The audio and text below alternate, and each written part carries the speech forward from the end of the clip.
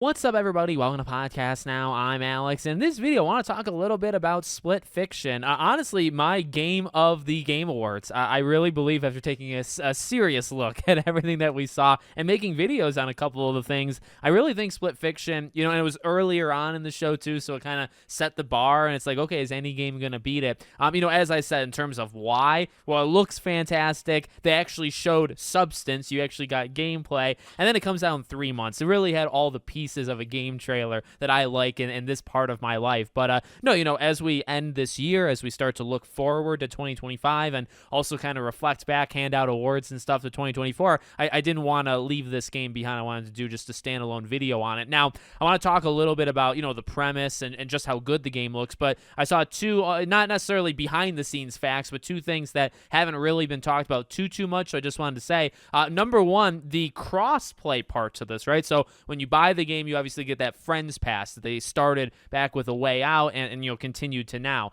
So I believe you need the second person. I remember with It Takes Two, it was like a requirement, right? Like you needed the other person to play the game. It is cooperative. So you have that. You have the Friends Pass. You only have to buy it once. But it's actually, this one is being able to take place on any console, so the cross-play type thing. So that's a pretty good addition, that Friends Pass being able to really kind of put it anywhere. So now if you have the PlayStation, but somebody has a Steam or somebody has Epic or somebody has Xbox or whatever, you can do the Friends Pass can cross over, unlike in the past. It also does not, at least right now, come out on the Switch. I believe It Takes Two took 1 year to come out on the Switch. I imagine this game comes to the Switch too, probably the second half of 2025. And the final thing is it's $50. It's $49.99. You can, I think, at least wishlist it on Steam that I saw, but they do give the price. We don't have to wait a couple months to find out. So $50, I think it's going to be a pretty sizable game. You think too, A Way Out was shorter, but I think it was very much worth the money. And then It Takes Two,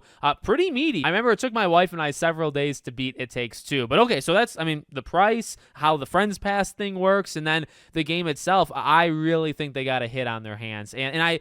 it's interesting because he talks about his own cockiness, right? Like Joseph Fares, and he says, it's hard to not be cocky when you have a game like this. And personally, I love that kind of enthusiasm he has. I love the confidence he has. And then he's right. The thing is, he can believe he's right and then also not be right, but I really think he's just right across the board. You can be confident, you can be cocky, and talk about, we have a great game, behind me here. You can say that when the game is actually good, and lucky for them, not even lucky, it's based off talent.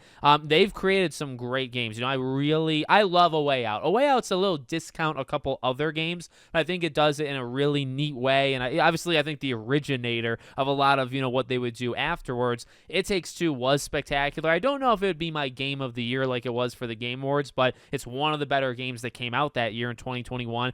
And then this just looks so good. And the thing that really stands out to me with this is that variety. And they say that in the trailer, where they're known for variety, and because it's going to take place, sci-fi, medieval, and go back forth. But, there's like the middle part of this trailer where it's just like freaking rapid fire and all these quick transitions or quick cuts from one stage to the next, and just all the different, at its core, it's like an action adventure platformer, right? Like that's basically what most of these games are. Like A Way Out, maybe not so much, but most of these games are that, okay? But then every level does something just a little bit different, and it reminds me of those old school platformers. In fact, it reminds me of a new school platformer in Astrobot. I think one of the things that Astrobot nails so well, and it's a key feature in platformers, is you've got to constantly, the uniqueness of each level has got to be there. Whether it's in the looks, whether it's in the environment, whether it's in some of the mini game type things that you do, or just some of the mechanics, you've got to be able to switch it up. Because and you think about any legendary platformer, not every level is the same. It can't be, right? That's what makes, I believe, the best platformers out there, is that originality, uniqueness, whatever you want to say, of one level to the next, where it's part of the same game, but it feels like you're doing something pretty darn different in each one. And judging from that kind of sizzle reel, I would say half the trailer is a sizzle reel of just all of these different levels and all of these different mechanics, and switching cameras, and what one person is going to be doing versus another person. Incredible. And as we know from these games, right, it's not a 1A, 1B, or it's not even a 1-2. You're both equal. I think they've honestly always done really good stories. I have my favorites in like A Way Out in terms of like what I pick and what my wife picks, but they have always, I think, done a really good job of that balance where you like both characters, they're both equally important, and then what they do, in the missions are equally important. But the game just looks like an absolute blast. And while I'm sitting over here, and look, I'm excited for GTA 6, I'm excited for Mafia and stuff, but the thing I always said about 2025, and I think this game makes my point,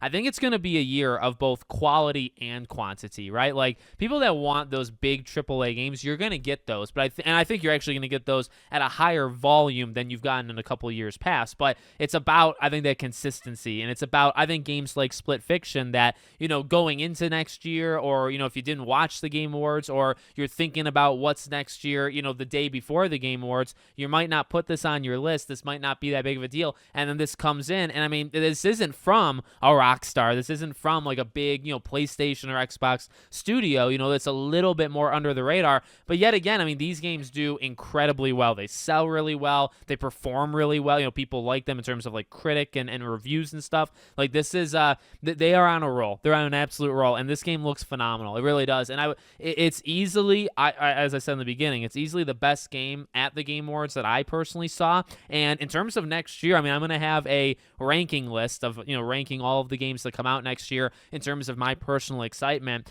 I don't know, like the top 5 is going to be, interesting because there's so many great games, or hopefully great games. But I think Split Fiction is a top 5 of 2025. I really think it has to be, because It Takes Two, A Way Out, they're so much fun. They're just also different. I'm kind of a sucker for things that just go a little bit against the norm, and that's what he does as well. And so I'm looking forward to playing it. I'm looking forward to covering it. So let me know what you guys think in the comments. Make sure, as always, you're subscribed to the channel, bell icon turned on, and I hope to see you all on the next one.